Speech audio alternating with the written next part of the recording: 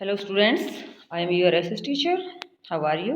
I hope you are fit and fine at your home and doing your homework regularly and properly. Students, now we discuss about SC2 syllabus. Our past का chapter 7 की video मैं आपके पास send कर चुकी हूँ और today we discuss about chapter 7 our past history tribes nomads settle communities. अगर आप इससे पहले लेसन को समझना चाह रहे हैं, लेसन को दोबारा रीड करना चाह रहे हैं तो वीडियो जरूर सुन लेना, देख लेना चैप्टर 7 आवर पास्ट की। ओके, क्वेश्चन फर्स्ट है हमारा यहाँ, मैच द फॉलोइंग।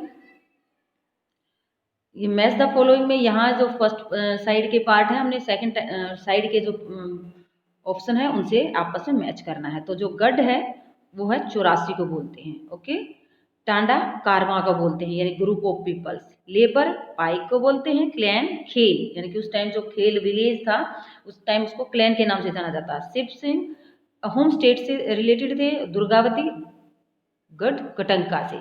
तो इस प्रकार ये जो ऑप्शन है आपस में एक दूसरे के साथ मैच करने हैं। सेकंड हम यहाँ क्वेश्चन देखते हैं फिल इन द ब्लैंक्स का। फिल इन द ब्लैंक्स में हम देखते हैं the new caste emerging within varnas were called. जो नई जातियों का निर्माण हुआ था, जातियां बनाई गई थी, किसके बेस पर? वर्ण के आधार पर। उनको क्या बोला जाता था? जाति। जो कास्ट थी, पहले नई कास्ट बनाई गई थी वो जाति के आधार से। Okay, second were the historical works written by the Ahom. Ahom के द्वारा जो ऐतिहासिक लेख लिखे गए थे उनको बुरानजी बोला जाता था। द अकबरनामा, अकबरनामा के अंदर क्या दी गई है? मेंशन द गढ़ कटंका हैड 70,000 विलेज। 70,000 गांव के बारे में, गांव का वर्णन किया गया है अकबरनामा बुक के अंदर। As tribal state become bigger and stronger, जो ट्राइबल सोसाइटी के एक स्टेट बने थे वो ज्यादा बिगर थे, स्ट्रोंगर थे। They gave land grant to poets and scholars. उनके द्वारा जो पोइट्स थे या स्कॉलर, विद्वान और जो कवि थे, उनको जमीन अनुदान में दी जाती थी, दान में दी जाती थी। ये थे हमारे फर्स्ट और second, match the following and the fill in the blanks. Third है हमारा ट्रू फॉल्स। तो यहाँ कुछ स्टेटमेंट दी गई है, उनमें से कुछ ट्रू है कुछ फॉल्स है, ये देखना हमने। Tribal society had rich oral tradition, ये सही है, उनकी अपनी कुछ परंपराएं होती थी, रीति रिवाज होती थी। There were no tribal communities in the north western part of the subcontinents. हमारे नॉर्थ वेस्टर्न पार्ट में, जो उपमहाद्वीप के नॉर्थ वेस्टर्न पार्ट में कोई भी ट्राइबल कम्युनिटीज नहीं है, ये फॉल्स है। ये उधर हैं तो ये फॉल्स है। The 84 in bone states contain several city, several 84 के अंदर 84 गांव विलेजेस के ग्रुप को जोड़ा गया था, सेवरल सिटीज नहीं है, गांव से जुड़ा हुआ। व्हील, ये भी फॉल्स है। Wheel lived in the northern eastern part of the सब कंटिनेंट्स। व्हील ये नॉर्थन ईस्टर्न में नहीं है बल्कि ये हमारे सेंट्रल में है या कुछ साउथ की साइड में। ओके, तो ये हमारा फॉल्स है। ये थे हमारे match the following, fill in the blanks और ट्रू फॉल्स। अब करते हैं what kind of exchange took place between nomadic pastoralist and settled agricultures. जो घूमने वाले नोमैडिक्स थे और जो सेटल एग्रीकल्चर थे, एक जगह पर रहने वाले खेती करने वाले किसान थे, वो आपस में किन चीजों को एक्सचेंज करते थे? नोमैडिक पेस्टोलिस्ट एक्सचेंज करते थे वूल और घी। जो घूमने वाले थे उनके एनिमल्स का जो भी प्रोडक्ट होता था उनके पास, जैसे भेड़ पालते थे तो वूल देते थे, भैंस गाय पालते थे तो वो घी देते थे। और जो सेटल एग्रीकल्चर थे वो उनको वापसी में क्या देते थे? ग्रेन, क्योंकि वो खेती करते थे, उनके पास अनाज होता था। क्लोथ देते थे, यूटेंसिल देते थे और अदर प्रोडक्ट आपस में ये एक्सचेंज करते थे। तो ये ध्यान रखना, नोमैडिक पेस्टोलिस्ट के पास क्या था? वूल और घी था।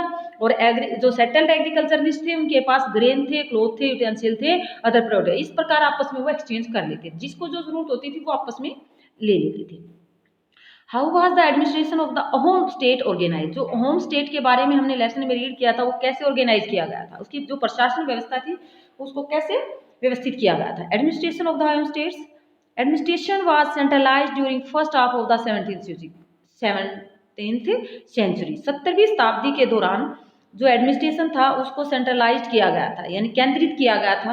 पहली जो पार्ट था 17th सेंचुरी का, तब होम स्टेट डिपेंड, जो होम स्टेट था, राज्य था, वो किस पर डिपेंड होता था? फोर्स लेबर, यानी कि जो मजदूर होते थे उनकी काम करवाने पर।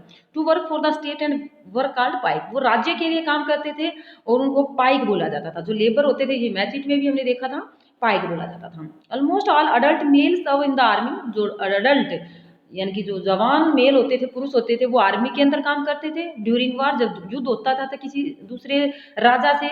एंड अदर टाइम्स, दूसरा जो समय होता था युद्ध के अलावा, दे वर एंगेज इन बिल्डिंग्स, वो बिल्डिंग बनाने के काम में बिजी रहते थे। डैम्स बनाने में, इरिगेशन सिस्टम जो फसलों में पानी देने का सिस्टम होता था उसमें, और अदर पब्लिक वर्क में वो बिजी होते थे। तो ये था home state organising. What change to place in varna based society? वर्ण बेस्ड, पहले क्या होता था, वर्ण के आधार पर चार वर्ण होते थे, राजा होता था, क्षत्रिय होते थे, वैश्य होते थे और शूद्र होते थे। तो उनके जगह समाज की, सोसाइटी में बदलाव जो आए थे, जो जाति बनी थी उसमें क्या बदलाव आए थे, तो ये देखते हैं हम। सोशल जो चेंज आए थे वर्ण बेस्ड सोसाइटी के अलावा, स्मॉलर कास्ट और जाति विद वर्ण के साथ साथ यहाँ जातियां बननी शुरू हो गई थी। यहाँ तो पहले वर्ण के अकॉर्डिंग काम करते थे, जैसे राजा अपना शासन चलाता था, और जो वैश्य होता था व्यापार करता था, क्षत्रिय होता था वो सेना में होता था, और शूद्र होता था वो साफ सफाई या दूसरे काम करता था। लेकिन अब जाति के आधार पर सोसाइटी में बननी शुरू हो गई थी, समाज जो व्यवहार था किया जाना था। तो जाति थी वो जाति के रूप में उभरे थे, स्मॉलर कास्ट या जाति। Many tribes and social groups, जो दूसरी बहुत सी जनजातियां थी या सामाजिक ग्रुप थे, were taken into caste based society. तो एक जाति के आधार पर समाज बनाया गया था, गिवन द स्टेटस ऑफ जाति, यानी कि उनकी जाति के आधार पर उनको स्टेटस दिया जाता था। Jati become the basis for organising society instead of varna. वर्ण के स्थान पर अब जाति को ही ज्यादा आधारभूत बेस बताया जाना शुरू किया, यानी कि बेस बताया गया कि जाति के आधार पर ही आपको समाज के अंदर डिवाइड कर दिया गया था। How did tribal society change after being organised into states? कैसे जो ट्राइबल सोसाइटी थी उनके बदलाव आए थे उनकी लाइफ में, उनको एक स्टेट में रहने के लिए जब बोला गया, एक राज्य में रहने के लिए बोला गया था, कैसे उनके अंदर बदलाव आए थे। चेंज इन ट्राइबल सोसाइटीज, जो सामाजिक जनजातियां थी उनके अंदर जो बेसिक बदलाव आए थे। With the support of the Brahmin many tribe became part of the caste system. तो जो जातियां थी, जनजातियां थी, वो किसका हिस्सा बन चुकी थी? कास्ट सिस्टम का हिस्सा बन चुकी थी। किसके मदद से? ब्राह्मणों की मदद से।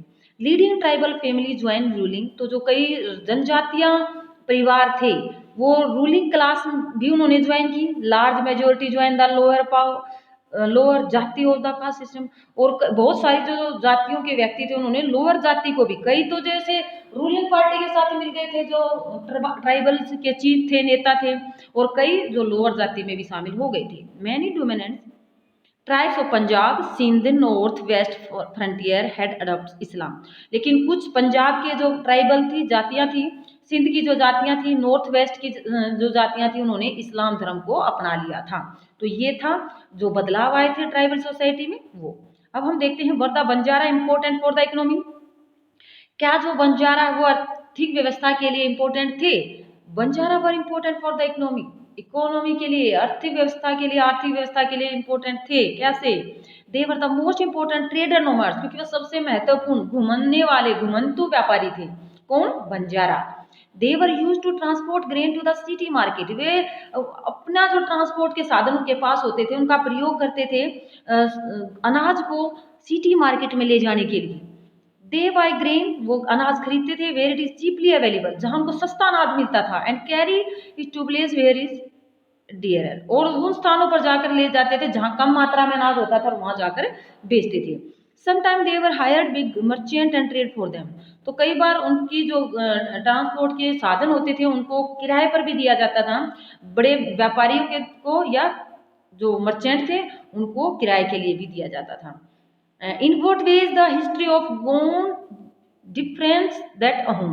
तो यहाँ हम दो सोसाइटी, दो जो जातियां, उनके जो गोंड और अहोम जाति जो है उनकी हिस्ट्री के बारे में यहाँ डिफरेंस देख रहे हैं, और उनमें जो सिमिलरिटीज हैं उनके बारे में देखेंगे कि क्या क्या डिफरेंस हैं। डिफरेंस क्या थे? जो गोंड जाति थी वो live in vast forested region, कौन से? जो घने जंगली एरिया में, जंगल वनों के एरिया में रहते थे, जिनको गोंडवाना बोला जाता था। वाइल द अहोम माइग्रेटेड, जो होम जाति थी वो माइग्रेट थी कहाँ से? ब्रह्मपुत्र वैली से, प्रेजेंट डे म्यांमार से, यानी कि जो ब्रह्मपुत्र घाटी है वहां से ये आज का जो हमारा म्यांमार है वहां से आए हुए क्या थी? ये सोसाइटी थी।